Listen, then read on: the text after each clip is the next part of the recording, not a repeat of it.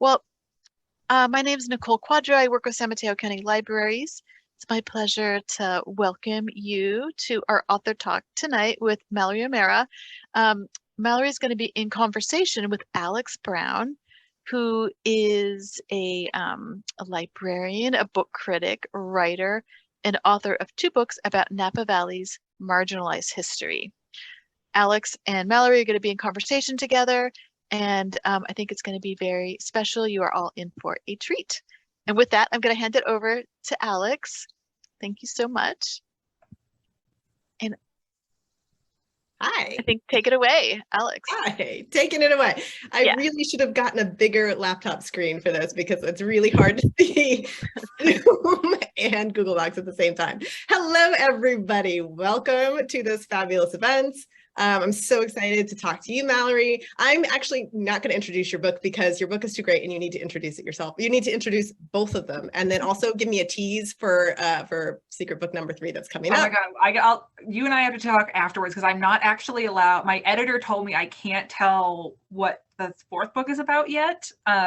I have these fears that if I say it, my editor is gonna rappel down from the ceiling and be like, no, but I can tell you privately afterwards. Okay, sorry, y'all. Friendship benefits. Sorry.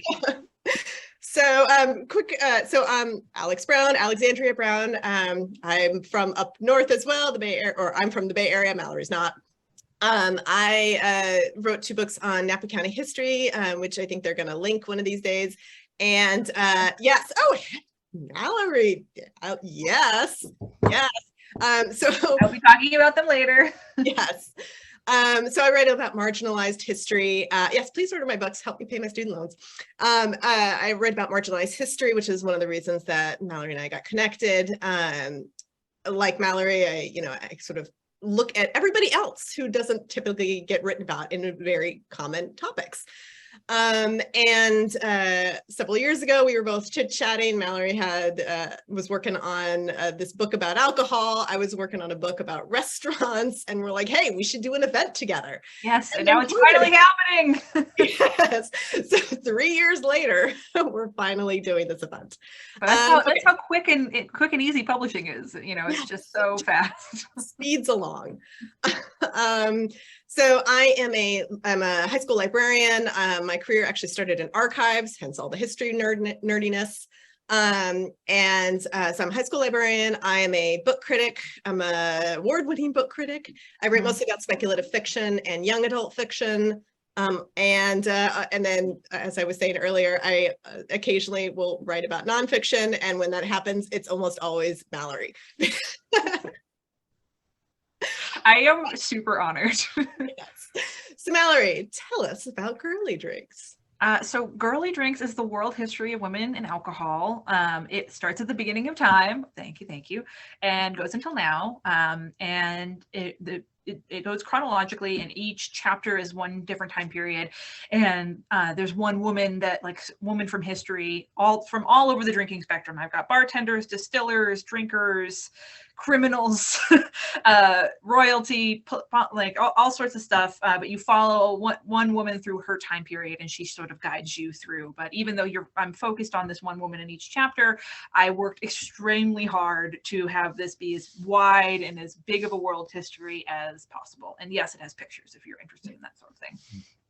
Yes, I show you my review copy because my print copy has been on loan. My actual copies which is a huge compliment. Thank you.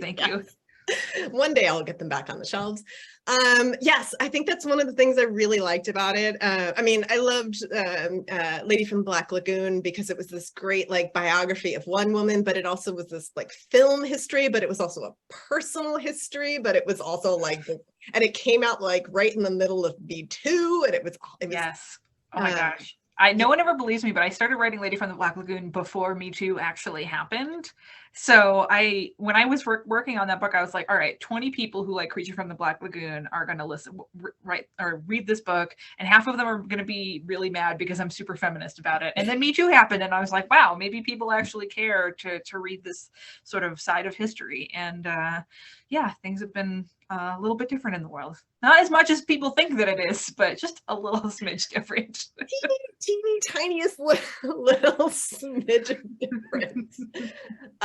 Yeah, and so like when I I knew you were going to write this book, I knew it was going to be great, but I didn't know what it was going to be structured like. So when I finally sat down to read it, I was like, ooh, because I was like, I shouldn't just pick one person to follow. Like, how is this going to happen? But I really like you did these sort of mini biographies, but they're not, again, it's like the lady from the Black Lagoon. It's like mini biographies that are also mini histories, that are also mini like feminist treaties, that are also mini everything. I always gotta sneak in my feminist opinions. I actually can't take credit for that idea. I thought it was just going to be a big honking history book, and my editor, my extremely patient, wonderful, brilliant editor, Peter Joseph at Hanover Square Press, was like, why don't we make it more narrative? And how about each chapter, can you pick one woman? I was like, just one? Yeah, of course. And so I worked really hard to pick a really cool group of women for the book.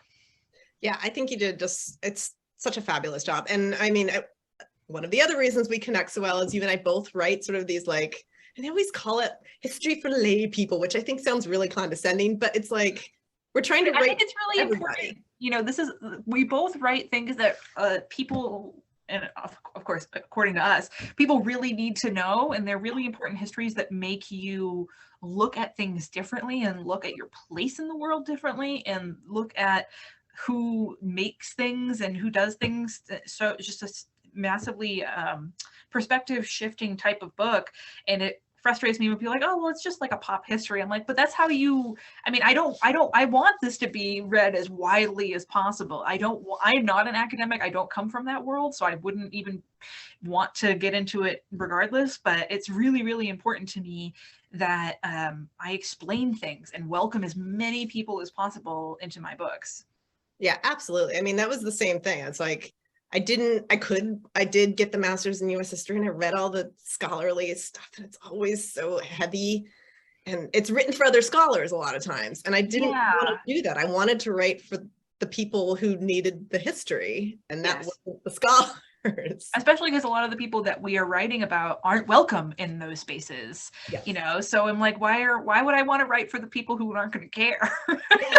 I want to write for the people who care about it. I want to write for the people whose lives it can change, Exactly. Yeah. And so, I mean, you want to call that pop history, you want to call it whatever you want to call it, but I think it's so important to tell, because I mean, you could tell Girly Drinks in that sort of heavy scholarly language. I absolutely could. You could. I don't think it would be as exciting. It certainly wouldn't have been. I definitely couldn't swear, which is really my big thing. Is if I couldn't swear when I was writing, I don't think I would be. Although, you know what, that's not true. I wrote my first middle grade book this year, and it's coming out next year. And I didn't swear once, so I know that it's possible.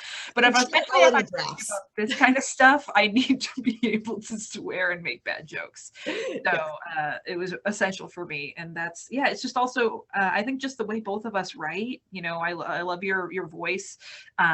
Sorry, folks, this is going to be a lot of me complimenting them, but it's it draws you in. It makes you want to hear. It feels like someone telling you a story, and that's really my favorite way to read fiction or read nonfiction.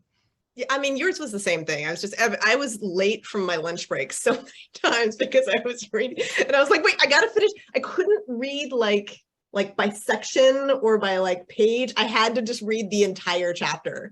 And because it was like, no, we're just not that. Nope, it's not going to happen. So fortunately, I am my own department head, so I could just be late to lunch. Thank you, Self, for excusing me being late from this lunch break. Yes. So I got to ask, what are we drinking tonight? I didn't pick anything to drink because it's a library event, and I was like, I don't want it to get too crazy, but I will say that I just got a shipment of, because I have to ship, I live in the middle of nowhere, I live up in the mountains now, so I have to get everything shipped in, and I just got a shipment of a type of alcohol that I found out about through Girly Drinks, and I'm now really obsessed with. It's called Makgeolli, Geolli, and it is Korean fermented rice drink. It's sort of like a rice beer. It's effervescent, and I describe it to people as it's kind of like a mix between sake and horchata, because it has that sort of like creamy mouthfeel, which is a word I deeply hate, and but also it's gluten-free, and it's about like 6%, and it's absolutely delicious. I get it from this company called Drink Sewell, and I have a can of it waiting for me after we are doing this event, but I didn't know how wild we wanted to get with this library thing. Are you drinking something fun? I am drinking out of something fun. I am just drinking peppermint tea, but I am drinking it out of my Queer Pirates mug that is Vico Ortiz. Anything Vico Ortiz like promotes, I'm like, immediately I must buy that. I don't know what it is. I have a whole wardrobe full of stuff that Vico keeps like Instagramming. I'm like, done. Incredible. Yeah. I mean, we could do a whole other event about how much we're both obsessed with this show. Oh God, it's months. Sorry, the show is called Our Flag Means Death. It is about queer pirates. It's on HBO, and since the show has aired, my brain has just been 80% The Chain by Fleetwood Mac. That's all that's going on in the back of my head. Oh yeah, that is the one of the greatest needle drops of all time. But sorry, we will not talk about Our Flag Means Death. Back on. Let's talk about the chapter set in Africa. I really actually think that's my favorite chapter. Like that was, I mean, I don't know. There was so much. I mean, as soon as you got into it, I was reading along and I was like, are we gonna do like Africa? Like what's happening here? Where are we? And then all of a sudden it hit and I was like, oh, we're getting into it. Oh yeah. Tell me a little bit about that. Honestly, writing about those women was probably one of my favorite parts of the book. And I deeply, deeply, deeply hope that a filmmaker who isn't me, like a Black filmmaker, decides to make a movie about these women, because oh my God, something that I figured out very, very quickly on in my research is there's a bunch of different patterns to drinking history. And one of the patterns is that one of the easiest ways for a colonizer to come in and repress a native people is to take away the alcohol that they drink. Because up until very, very recently in history, and it's something that we all love to forget, nowadays we're like, oh, alcohol is like this fun luxury thing that people like drink after work and on the weekends. Up until very recently in history, alcohol was actually an incredibly important part of people's diets. It's still a really important part of the economy. It's still a very important part of society and social structure. So taking away or restricting access to a native population's alcohol is almost like saying, well, you can't make bread anymore. Sorry. You have to have our bread, which is very expensive, and we're only going to allow you to buy it in certain places. So what happened when the Dutch came in to colonize South Africa, they immediately clocked how important beer was to the society there, especially to the women, because making beer in almost every single culture in the world, making some sort of fermented alcohol was a really easy way for women to have power in a community, be financially independent. It was really important. And they were like, cool, we're going to take that away from you. And the only people who can drink are men. And the only place that you can drink are in these beer halls that are owned by, the white Dutch rich people in every village. And the women were like, that's cool. We're going to stab you.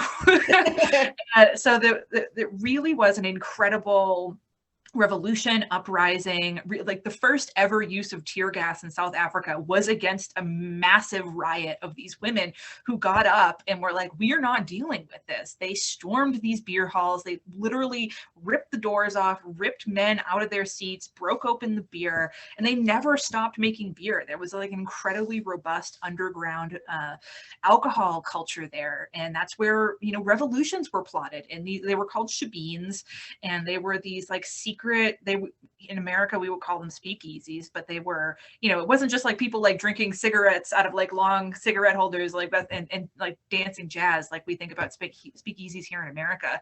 They were like little sheds or shacks or people's houses where people got together to drink like their alcohol, their beer, and talk about how to get these like crappy Dutch people out of their city. It really was just like, it's so incredible, and it blows my mind. I mean, I guess it doesn't really blow my mind because I know why, but the fact that this story isn't included in almost any alcohol history you read, like this was a massive thing and not only is it really important in history, it's also just like super cool Yeah. that these women.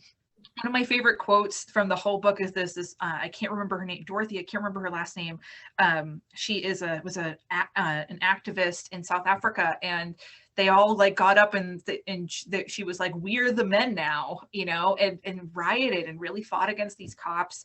It just it's so cool. It's so amazing. And eventually they won. And it took them a long time, but it really was just an incredible example, incredible story about resistance. Mm-hmm. I mean, I think that's one of the things that I really liked about it. It's easy to just knock it down and say, well, women were fighting for alcohol. No, I mean, they're fighting for their culture. They're fighting for their people. They're fighting for their history. They're fighting for their freedom. I mean, and you can pick all these little things, but it's those little things that are the act of resistance. I mean, we see that in the US and the South during slavery. I mean, just, you know, walking slower down the cotton aisle, that's an act of resistance. You've got to fight the way you can fight, you know, merging your religion with Catholicism, your spirituality with all of that. It's all resistance. And that's how people, it gets so minimized. Like, oh, it's just alcohol. We're just taking away their beer. But no, and that's something I really wanted to show in the book, is how really important alcohol is to the history of the world. You know, it's not just like a fun luxury thing. It's something that like changed civilization, changed humanity, changed history. You know, it's a really, really important thing. And so leaving these people out of this history, you know, almost any alcohol history that you read, it focuses on rich white men and what they drank, how they made alcohol, when it's all, you know, I try to not be bitter about it and say that these people do it on purpose, because I know that it is very hard because history has these sort of well-worn tracks where everyone's so used to looking at like a rich white man as being the main character of history. So kind of branching off of that can be very difficult, because those histories are either unwritten or, you know, suppressed in some way. So I know that it is more difficult, but this is all like, it's very important stuff. And leaving it out, I try not to think that people are leaving it out on purpose, but it's an egregious omission. I mean, yeah, I was like one of the first Black people, or one of the first people to write about Black people, like write like a whole thing. I mean, there's a book that's about Solano County and Napa County as well, but like none of that was in the history books, like none of it. All of these people of color that I was writing about for Napa, like I've read every single history book about Napa County, and maybe there was a little mention here. The Chinese were here and then they left. And they get like a little special paragraph that's like a sidebar, you know, and then like, oh, let's get back to the main history. Yeah. And that's how I always feel when I'm reading stuff. I'm just like, but what about everybody else makes up most of the people? Yeah. You know, these stories about George Yant founded Napa. I was like, well, no, I mean, he had like the WAPO were the ones that all the people were doing. You can't talk about like the big important, you can't talk about the Dutch colonizing South Africa without talking about the African women that fought back against them. Like there's all these stories that build the history. And if you're only telling one story and then you reinforce that story, and then, you know, 200 years later, you and I have to show up and go, excuse me, hello. Yeah, you know, I always say like I hate that I have to have my job, you know, but I'm very glad that I'm super thrilled that I got to be the one to write this book. It was a blast to research, even though I wrote this book in 2020. It should have been way more of a blast, because I had all these trips that I wanted to do. But it really frustrated me when I was working on it, because I was like, this isn't just like women's history, you know, this isn't just like a special niche, like roped off, cutesy, you know, fun coffee table history. Like women invented bars, you know, like this is not small stuff. A lot of the things that marginalized people contribute to history, I mean, it's just like, it is history. It's not like a niche thing. And it always bothers me when people are like, oh, that's nice, you know, it's fun. I'm like, no, this is like massively important stuff that hugely changed the way that things were made, things were bought, things were served. It isn't just like, oh, just like a cute, you know, fun thing. Yeah, no, I mean, if you're telling the story of alcohol and you're not telling the story of women, and you're not telling the story about women of color from around the world, then you're not telling the story about alcohol. Yeah, you're telling the story about some rich old white dudes. That's all you're doing. Yes. I do want to mention people should please put your comments or your questions in the, I don't know, are we doing it in the chat or in the Q&A? Put your questions in, read the little chat. Put them in the Q&A. Put them in the Q&A. Speaking of 2020 and research, one of the things that of the many terrible things that happened in 2020, my own, hopefully eventually third nonfiction book got put on substantial hold because 2020 and I could not travel to do research. And so African-American, I'm biracial African-American. And so all of those records that I need are in person because I got to go dig through slave registers and stuff like that, which you can't really, you can do kind of online, but a lot of that stuff is just like in county offices and museums. So I could not do that research. So that book is on hold. How did you do your research in virtual only 2020? So there was a few month period when I thought that I wasn't going to be able to do it. And then I had some friends reach out to me, friends who will remain nameless, who gave me their login codes for various online archives. So I got access to a lot of things that, same thing, I would not have been able to access because we're both in the same boat that a lot of our work involves going to libraries, going to archives, looking at things in person. And I was really, really lucky to be able to get scans of old cookbooks, scans of just like, you know, so much stuff, interviews, all incredible documents, and also just tons and tons of history books. And so there were several different online archives that I should not have been able to access that I absolutely rated and got a ton of stuff from. I did some interviews for the book, but they were more like I got to interview a Piwe, which was really amazing. A Piwe Mawela, who is in the last chapter, not this is an epilogue that I interview someone for, but the last chapter is about Piwe Mawela. And I got to talk to her, which was so cool. But most of it was just poring over, you know, super zooming into, you know, old documents and old cookbooks, and then reading a ton. I truly hate reading on a computer. Yes. Like, you know, it's just, I have a heart, you know, my brain is like, no, what are you doing? You have to hold this thing. And I did get eventually a ton of books from when the Los Angeles Library opened up, I think in June for pickups. Mm-hmm. And they are so patient with me. Truly, like they would see me coming and like other people would be like picking up their library holds in like a cute little bag and they would haul out boxes of books for me. I would check out 30, 40 books at a time. I remember the first time I went to the library after I finished Girly Drinks, and I was like picking up 2 novels that I wanted to read in the library and handing it over. It was like, what about the drunk lady book that you were writing? And I was like, I finished, and all the librarians were like, yay! Awesome. I wish I could buy them all cocktails. It was really, really wonderful. But it was a mix of picking up a ton of books from the library and then probably illegally accessing different archives online. And also, you know, some of the stuff is available just to the public. There's a lot of really cool cookbooks that you can look at, because one of the things that really struck me while I was writing the book is how so much of our history is all about who's allowed to do it in public. Mm-hmm. And there's so many things that people are like, oh, well, this is the first book, whatever. And actually it's not. It was just the first book that was put out by a major publishing house. Mm-hmm. When in reality, a lot of the books, cookbooks that had tons and tons of drink recipes, tips for drinkware, tips for serving these drinks that were written by women and passed down to their daughters or daughters-in-law, you know, for generations. These books existed almost 100 years before these other books, but it was just because they were, you know, not being backed by a big publishing house, because it was really it's the old adage where, like, you know, women are cooks and men are chefs. Mm-hmm. So there was a lot, but a lot of those cookbooks you can just like see scans of them online, which is very, very cool.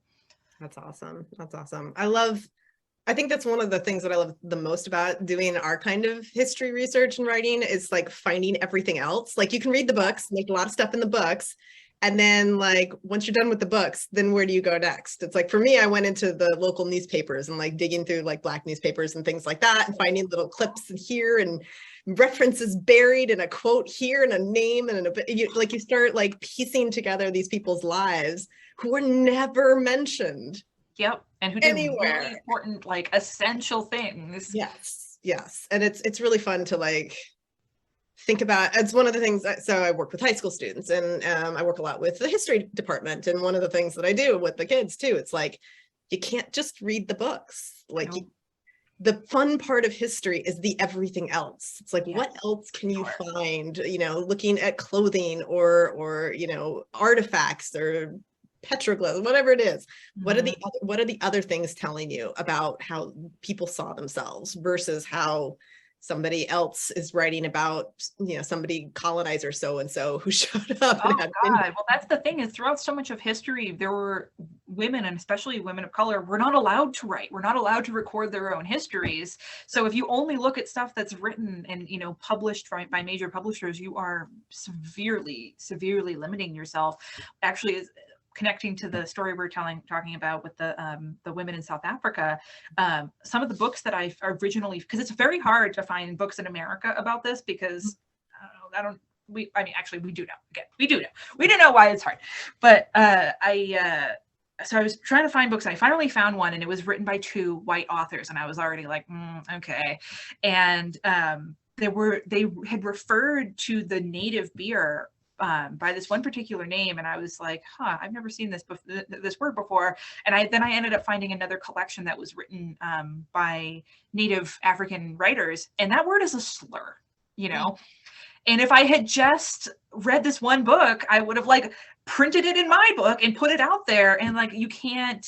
It's really, really important to not just find, you know, sort like find books or whatever, but really pay attention to who is writing them, and think about when you're writing and where you're writing about, and who was allowed to write. So sometimes your only option is that everything else is oral interviews, or pictures, or cookbooks, or wherever it is, because that's where the real history is. Yeah, absolutely. The story that I often tell when I'm explaining this is, so when I was in my book about Napa, Hidden History of Napa Valley, I have this whole chapter on the Chinese people who lived in Napa and did a lot of the work in Napa, and the reason why Napa looks the way it does today. And I found out very early on that I could not look up the word Chinese in the local newspapers, because they were not often referred to as Chinese. They were often referred to by every other slur in the book. Yep. And I basically just spent 6 weeks like typing in slurs, because that was the only way I could do the research. And it was just like, but you'd get these stories about, you know, well, the Chinese people are happy to be pushed out of Chinatown because we're going to do a yacht club and blah, blah, blah, blah, blah. And then I found an oral history from the man whose family was pushed out of Chinatown. It's like, no, I was really upset about that. I was really mad about it, to the point that I almost left town. And you're like, well, see, that's the only place I ever heard that story. Yep. His oral history, which was part of some other, you know, it was a piece of something in something else. Yes. But the narrative of Napa County was that the Chinese people were fine moving out of Chinatown because they wanted to help beautify downtown Napa. I was like, no, they did not. No, what? And it's also, it's one of those things where if you sit down and really think about it, you're like, hold on a second. What person would be like, you know what? You can have my house because it's going to make this look nicer. You're like, what? Yep. So it's, a lot of the stuff is absolutely ludicrous when you really think about it, but it's the stories that have been passed off, you know? Yep. Yeah, it's like, I didn't know the story about the Dutch and everything that was going. I mean, I knew about the Dutch in South Africa and all that stuff, but like the story with the alcohol piece, I didn't know. But as I was reading, I was like, oh yeah, no, of course they did. Like, yes. Of course. And I mean, again, it was such a huge historical event. You know, these were actual women picking up weaponry, like ready to just like annihilate people. This was not like a little thing. Mm-hmm. Well, and I mean, to jump to an entirely different country, it stuck with me too, the phrase Brewster, which I've heard in like tons of contexts. None of those contexts have ever been women. But like, I've heard a ton of men, like in Brewster, and you use that phrase all the time. And I was like, oh, so like spinster. But like, we turned that into like a bad job because women who were not married wanted to make money. And so now we've done the same thing. Like, we've just now taken that title away from women. Yeah, well, that's honestly, whenever I start out writing, I think I'm writing a book about one thing, and then I start researching and realizing I'm writing a book about something entirely different. Because so much about alcohol, especially making alcohol, we mentioned this a little bit earlier, was that it was a lot of people's way to be financially independent and to break out of that, you know, like get married to a man, have babies, this like structure that society, especially a patriarchal society, really wants to enforce. And a lot of women got outside that structure because alcohol was available to them. Brewsters were women in mostly in medieval Western Europe who made alcohol, and that was the cool thing about it. I mean, there's like several layers of coolness, because you're like, oh, women making beer, amazing. Women inventing ale houses, amazing. But also it was the only trade that was available like that. It wasn't just that like they chose this, that we're like, yeah, we love beer, although I'm sure a lot of them were. It was the only trade that didn't require an apprenticeship, specialized tools, specialized training. It was something that you could do in the kitchen with the cauldron and all the kitchen tools you already had. It was something you could do while you were watching your kids. You know, it makes total sense when you start to think about it. You're like, oh yeah, of course they did this. Like, this was, of course it was a entirely female dominated industry. And because of this, you know, a lot of women were able to make beer, and they were able to sell it. It was something that people didn't drink water unless you wanted diarrhea, you know, out your eyeballs. So everybody drank beer, even the kids, although again, the beer that they were making was much lower ABV than the average beers that we have today. It was always in demand. People always needed it. They had it with every meal. So it was a really quick and easy way for women to make money. And somehow that, I mean, again, I know why, but somehow that fact has been buried in so much of the history of beer. If you read most beer histories, it's very rare to have women mentioned in there, but they invented it. And for large swaths of history, it was an entirely like female pursuit. Again, coming all the way back around, like Brewster was meant a woman. Like anything that ended in STR meant it was a female pursuit. And now somehow it is like all beards and flannel, when really it started out as like a mom thing. Yep. So we've touched on this a little bit, but I really want to kind of like focus in on this question, which is, what is microhistory and why does it matter for women's history? Like specifically that official term microhistory. Let's talk a little bit about that. It's so funny about microhistory, because we both technically write microhistory, but the thing about microhistory is that we're all using that word wrong. Yes. The actual, what a microhistory actually is, it's a very specific type of history writing that talks about like a community or an event or like a very specific slice of history. But the term microhistory has sort of evolved, and as I think it should, again, language serves us, not the other way around. Microhistory has become any sort of history about something very specific, an object, women drinking alcohol, you know, people in a place, a certain type of person. Really what Girly Drinks is like a cultural history or a social history, but now this term has sort of evolved to, and you know, you can call it a microhistory. And I think it's really important because, as we've been talking about, a lot of the main histories about these subjects leave all of these people out. So when you kind of step back and start to write a history from a very, very specific point of view, that's when all of it opens up, you know. And now, after, it's like, you know, what has been seen cannot be unseen. After reading your books, after writing Girly Drinks, like I can't even imagine these histories without all of these things, you know what I mean? So really, they shouldn't be microhistories, but I think it is very important to keep working in this genre and keep looking at these very, very broad subjects from these very specific angles, because that's how the real history comes out. That's how all the important stuff comes out. Yeah.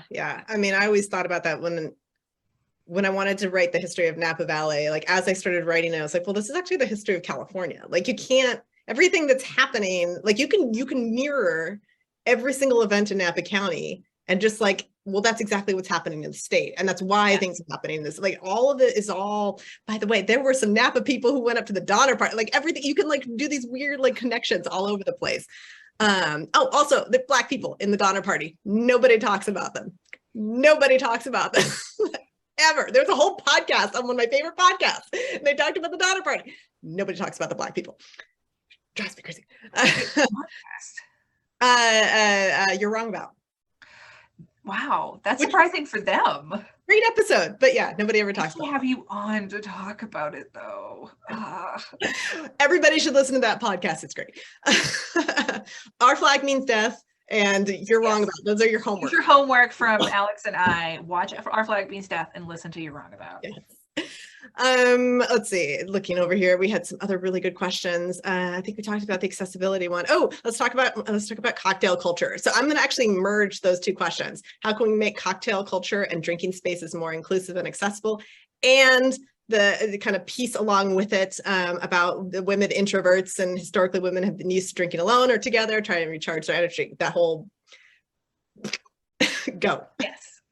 So it's something I thought about a lot because, you know, while I was finishing the end of Girly Drinks is me sort of thinking about like, well, where do we go from here? You know, because I'm sure you get this question all the time. People are like, well, things are better now.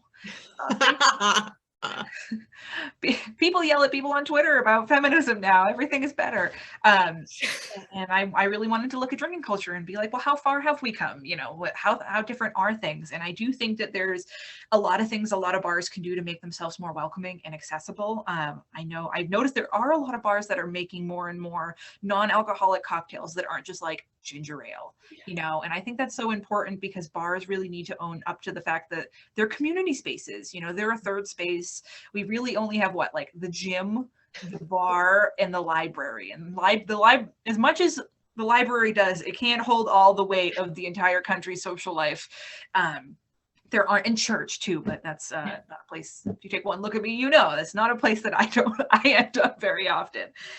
So bars are really, even still, you know, bars have, whether in any sort of synonym, alehouse, tavern, you know, even before they became bars, they've been really important community spaces where people can meet, and a lot of people are like, oh, well, you can go to a restaurant. Well, a restaurant has a time limit. A bar is really, besides again the library, there's the very few places where you can go and like indefinitely hang out and socialize.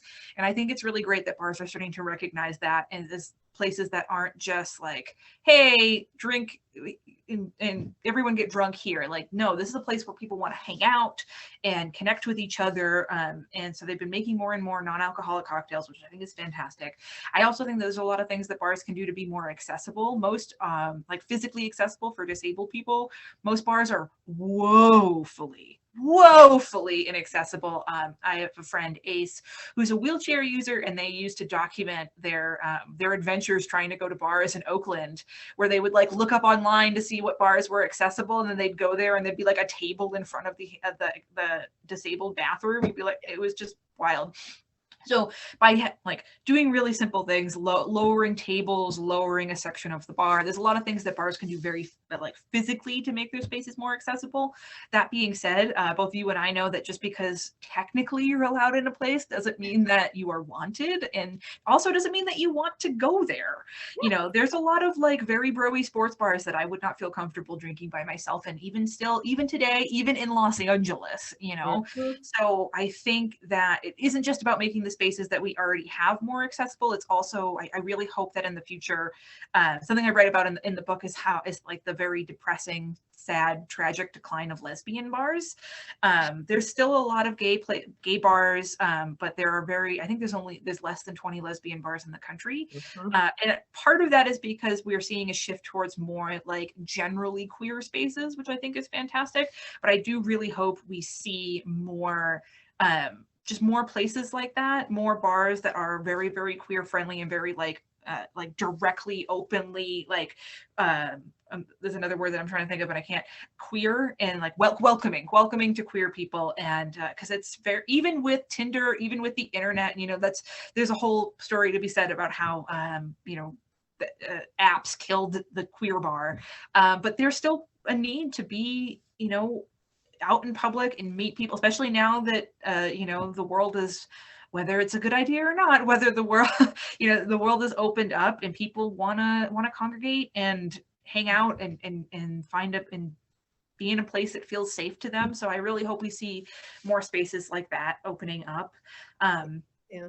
The last part of the question, where talking about how historically women have used drinking spaces to recharge with each other. This question started in the document that Alex and I are looking at that none of the audience can see. But I had written right before the pandemic, which is very funny. I realized that I am an introvert and I do not recharge in public. I don't recharge around big groups of people. I have to recharge in a quiet place.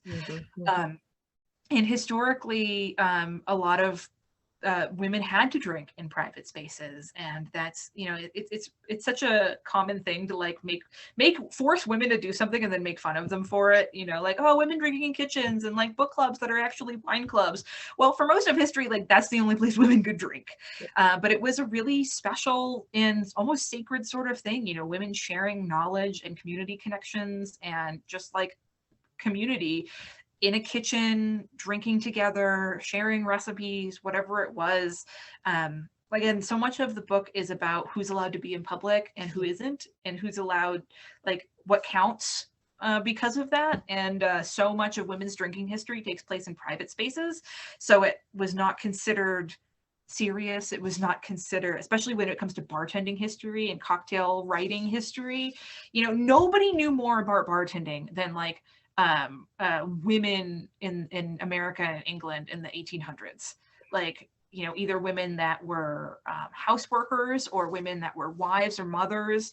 But when you look through cocktail history, it's all like Jerry Thomas, who is sort of known as the father of American bartending, supposed to be known as the first cocktail writer who published a cocktail book, like literally decades before Jerry Thomas was out on the scene. There, again, we were talking about women were making drinks at home in private. They were writing their own cookbooks and passing on these drink recipes. Like this was old news to them. But again, because it happened in private, it wasn't like official. It wasn't serious. So women have always been hanging out and doing cool stuff in private spaces. Yeah. The whole thing about queer bars, like it just all of a sudden made me think. So before the pandemic, one of my favorite things to do was to like go to like a local restaurant, like just like a hole in the wall or like a cheap plate, like nothing fancy. Like I would pick a, you know, random Mexican restaurant that I'd not been to where everything was like $15 and under. Like, and I could go, if I went early enough, I could go and sit in the back and like a little private table and just sit and read for like an hour and a half. And I could like eat my burrito as slowly as possible. And it doesn't bother you because it's just this little place. And like, the, you know, and I could just sit there and it was great. But the reason that I did that was because there's no bars to, I mean, I like food, yes, but also, so I don't drink anymore. I mean, every now and again, I'll have like a little tipple of something, but I don't drink anymore. Not for like big reasons. Alcoholism runs in the family. It's a whole thing. It's just better not to. But there's no non-alcoholic options really. Yeah, and you don't want to be like, can I have a water? Yeah, like you want to have a tonic water, please. Like I love tonic water, but I don't always want to drink a tonic water when I go to you don't want to drink it for an hour and a half while you're reading. Exactly. And I don't want to drink it for an hour and a half while I'm reading. And also I don't like going to bars so I'm not a woman. I look like a lot of women to a lot of y'all. I'm not a woman. Genderqueer, but I'm femme presenting to a lot of people. And I'm also asexual and aromantic, so please don't hit on me, but I cannot go to a bar because I'm immediately like, oh, and it's just like, I don't want to be hit on by any gender. I don't want to be like, I don't want some guy come and talk to me, think he's talking about, like, I just want to sit in a corner with a mocktail and read, and I cannot do that. And in 2022, you should be able to do that. Great, I would love that. Because I actually do like going to bars, and you know, one of my favorite things pre-pandemic was, this was like one of the few times where I would drink, is I had a friend who like maybe every other week or so on a Friday, we would go out for happy hour. So it's like right after school got out, it's like 3:30, you know, get nachos and Prosecco and just sit at the bar for like 2 hours and catch up. And like, I would nurse that one Prosecco for like 2 hours, but you know, it was like, it was a fun space to be able to go, but we always left by like 5 because that's when the dudes showed up. You know? Yeah. I don't know. It really, that is truly my hope. And I know that there are somehow miraculously, in the wake of everything that has happened the past couple of years, there are bars opening up. So that is my great hope, because everybody deserves the ability to do that. And it really is like mentally an important thing to be able to do, is have a place outside your home where you feel safe, where you can relax and like talk to people or not talk to people. And for most of the world's history, the only people who were able to do that were like rich dudes. Yeah, frankly. Okay, so I'm looking through some of these questions here. Let's see here. I think we've done the can you tell us one of the stories, please? I think we've covered that with Africa. Read the book, it's great. Let's see here. Lots of comments. Everybody loves the title of the book. All kinds of stuff. Oh, how did you find the name Girly Drinks? How did you come to that name? So there's a lot of controversy about it because there's a lot of people who don't pick up this book because of the name. And but I specifically wanted to call it Girly Drinks because I really wanted to turn that phrase on its head. It's such a derogative term in the drinking world, like, you're drinking a girly drink. And I really wanted to point out that every drink is a girly drink. You know, women have contributed like massively essential things to every type of alcohol. Again, women invented bars, you know, so it's I really it was a choice that I made. And it just hit me one day when I was working on it early on, like Girly Drinks, and it just stuck, and it's been that way ever since. Like before I even pitched the book to my editor, it was Girly Drinks. I mean, as soon as I saw the title, I was like, sold, done. Like, I get it. It's like, yeah, you got me like, it's like kind of pinkish and hot, and like I was like, oh man, this is some sharp stuff. I love it. Well, I didn't want, like, I really hate this sort of stereotype that has arisen over the past like decade of like, ooh, a girl drinks, so she's not like other girls, you know, she's cool, she does man things. And I wanted to lead into the femininity of it, and so we made sure we had a big cover because I want to kick those stereotypes in the face. Yeah. I mean, so anybody who's questioning your gender, a good way to figure that out is to think about the kind of drinks that you drink, because when I did drink, I always liked to drink the manly drinks. I mean, not the scotch because I couldn't do it, but like I would always drink the same drinks the guys would drink because it made me feel more masculine. Guess what? Ding, ding, ding. There's always little signs if you go back and think about it. Let's see here. There was a question. Oh, question up here at the top.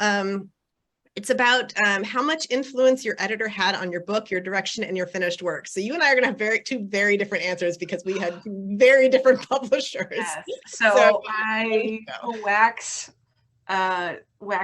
poetic a bit for about I adore my editor.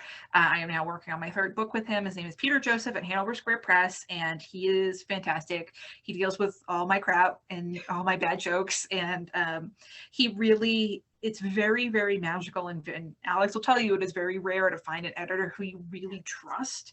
Mm-hmm. And from go, the very, very first phone call that I had with Peter about Lady from the Black Lagoon, I understood that he understood me. We were really just on the, no pun intended, we were very much on the same page. And so Peter had a lot of influence on Girly Drinks. Again, I was just kind of like a snowplow, go into this and just write a massive like 1,000-page book. And he was like, no, let's make it more narrative. Let's focus on these different women. Peter, so I'm wondering, like, I sound like such a little twerp when I say this, but like I actually really like getting my edits back because I trust him so much and I love working with him so much. So like when I get my edits back from Peter, who's like the fastest editor ever, I get super excited, and like because I love working with him and seeing his direction, and like I know that if I have a problem with something, he will be able to fix it. But I know that you have a different relationship with your editors. Yes. So outside of library stuff and outside of publishing stuff, I'm a freelance critic. So I've just had such a great editor, particularly I write for tour.com, and Christina Orlando is the book editor there. And they are just like, it's that same kind of relationship. Like I'll write to them and be like, here's this thing and I don't know how it's working, and then I get their edits back. I was like, oh my god, thank you fixed it. But so my two books, however, so I wrote through History Press. They reached out to me and were like, we want you to write something, and I wanted to write a book. I wanted to write a history book, but I didn't want to go here. One of the questions that we were going to have in the thing was, what books do you gift to people? So I was going to talk about these two books. So I'll that just makes hold me on happy. while you talk about them. Yes. Well, yeah, it was interesting. So I had the same editor for both books. And she was like, what do you want to write about? And I was like, I want to write a history about Napa. And she's like, okay, all right, sure, fine. That's why we're paying you. And then I was like, but I don't want to talk about like the rich white people. And she's like, okay, go on. And then I sent this pitch and she's like, yeah, sure, go ahead. So with History Press, it's a little different. I don't know if I can recommend the experience or not. I do kind of wish I had waited and gone through a traditional publisher. Hopefully book 3 will go through a traditional publisher. You know someone if you ever want to. I'm getting there. I got to get back to Monticello, Florida first and find the plantation. But so yeah, History Press basically lets you do whatever you want. There's no fact checking. And yeah, no. And we also had a big battle about gender neutral pronouns, which I lost. So it's another reason I won't be going back. But one of the things I liked about it, so they were like, you could do a bibliography, or if you want to, we should have something in there just to have something in there. And I was like, you do not tell a history person that they can do a bibliography, because my bibliography is like 30 pages long. I had to cut a whole chapter on Japanese immigrants because my bibliography was so big. And I didn't want to do just like a link. They were just like, well, why don't you just put like in the back of the book, you can put a link to a web page where you have it. It's like, I don't want it I want it in the book. And that's actually been one of the things that I've gotten the most compliments on, is people will read it and go, well, you said this. And then I looked it up in the back, and then I found the newspaper article from where you got it. I was like, yes, I don't want it to just be like, yeah, Alex says something. Every fact that's in there, you can find, it's cited. I'm not making anything up. And for as you well know, when you're writing about marginalized history, people love to fight you on it. So it's really to be like, here's the fact. Here you go. Fight you on well, this couldn't be true. I was like, well, actually, here's the quote. I've had reporters call me to interview me about my books and then argue with me. Yes. I was like, you called me, sir. Yes. So many people will fight you about it. I've had so many arguments. Well, you're misrepresenting Napa history. It's like, I'm just reporting what is actually like. There's the story that we tell, and we tell a very particular story because we want a very heroic, you're talking about women and alcohol. I mean, Carolina Bale, like the reason we have the big famous Napa wine region is because Charles Krug married into one of the California families up there, the Bale, who was, weird. Edward Bale, if you ever read about Edward Bale, that man was like out of his freaking mind, like English guy, super intense, shot Mariano Vallejo. It's a whole super intense. That's such a kind way to describe him. He's out of his mind. But one of his daughters married Charles Krug, who was a Prussian dude. I can never say the guy's name from Sonoma, the Harazathi Hungarian guy who founded wine in the North Bay. Anyways, the only reason he has land is because he marries into the Californios who stole the land from the indigenous people. So, and then you get the wine region. How that always works out like that. Funny how that works out. Had Charles Krug not married in, we probably would not have had the kind of wine region that we have now. There's all this. I mean, it's same. It's all everything. Always you can always like pick it apart, but people get so mad about that. Like, oh yeah, something. People always say that Thomas Jefferson was a big beer lover and he was a great at brewing beer. Well, there's several layers. Brewing that beer. Who's brewing that beer? That's the thing. Is first it was his wife who ran the brewery, and who do you think was making it? It was all of the people that he owned. Yes. I guarantee you, Thomas Jefferson was not standing there in his little breeches and little blouse and mixing. No, he was not in an apron stirring a pot. Like he just sat in the house and like drank the beer when it was done. Like he was the person who had the least to do with it because he was the guy who was the head of the household. People were like, oh, Thomas is great beer. Yep. Yeah. Nope. You can always pick back the layers. Let's see, there were a couple of questions specifically about specific alcohols. Have you ever tasted a batch of, I don't know how to pronounce it, kumis? Humus, Oh. Kumis? No, yes, I have not tasted a batch of that or umkomboti. That's an African sorghum beer. But the thing is, you can get pretty close. One of the things that I was very, very disappointed because I really wanted to go fly to South Africa, meet a Piwe Mawela, interview her in person, drink the beer that she makes. But in America, you can actually buy sorghum beer. It's pitched for gluten-free people, but you can just try it just to try it. There's a really, really popular brand called Redbridge, and it's a sorghum beer, and that's probably the closest that you'll get to it if you want to try it out. Cool. And then there was a quick question about the Korean drink. Where did you hear about that? I'm not even going to try to pronounce. I'm sorry. I'm terrible at pronouncing. Oh, it's fine. Listen, I get it. I do the audiobook for this. Okay.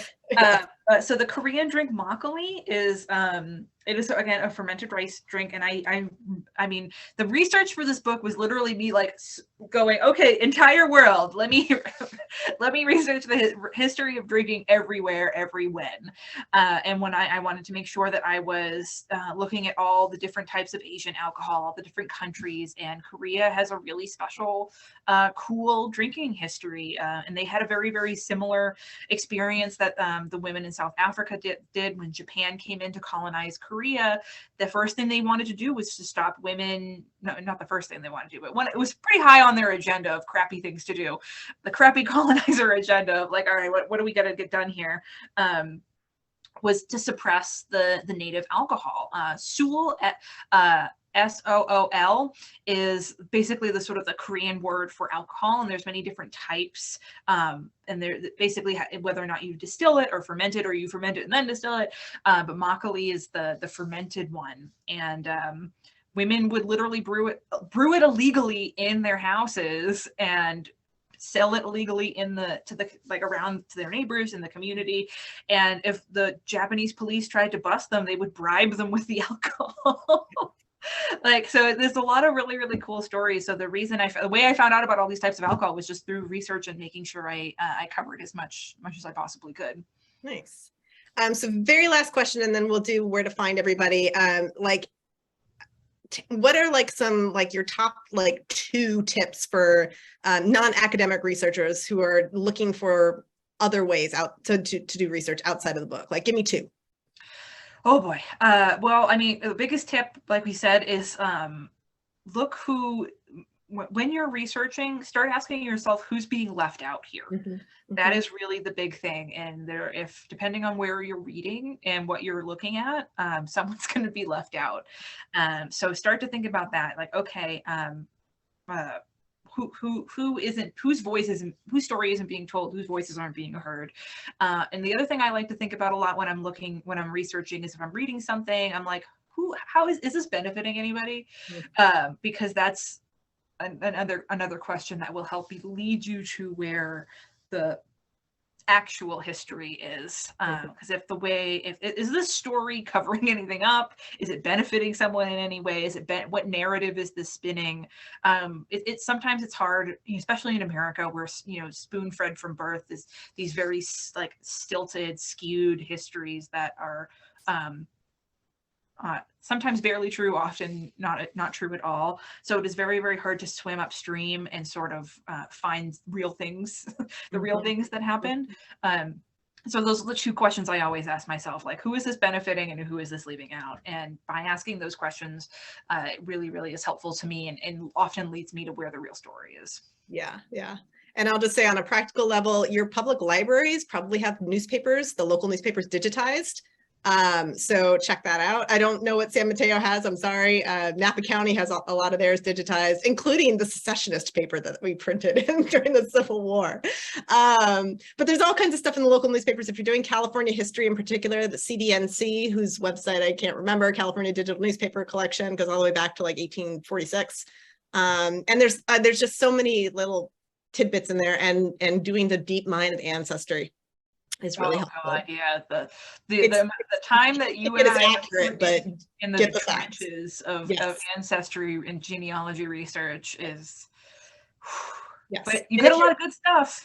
Yes, if you're African American too, the National National African American History and Culture Museum, the Smithsonian one, has a genealogy wing that you can make an appointment into as well. That's on my list. Okay, so it's 7:30. We are out of time. Thank you so much. Let's give me the where are you? Where do we find you? How do we stalk you online? Well, I am currently on book deadline, so I'm not on Twitter right now. So if you've been following me on Twitter and you're like, wow, Mallory hasn't posted in a while, I'm not dead. I'm just on deadline.